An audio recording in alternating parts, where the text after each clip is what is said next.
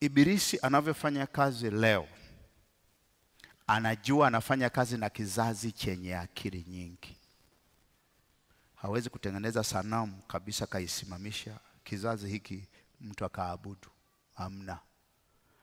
Amebadilisha staili ya kutengeneza sanamu. Kama hauko rohoni utaabudu sanamu bila kujua unaabudu sanamu.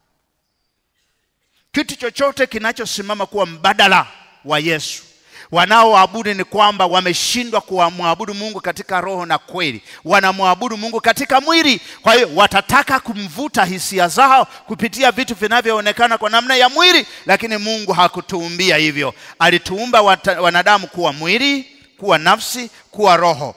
Nafsi na mwili vinafanya kazi pamoja na roho yenye mamlaka. Inategemea roho imetawaliwa na mamlaka gani. Hiyo mamlaka ndiyo itakayotumikisha nafsi na mwili wa mtu. Kama ni roho za mashetani zimekamata nafasi kubwa zikawa na mamlaka, nafsi na mwili vitatumikia mashetani.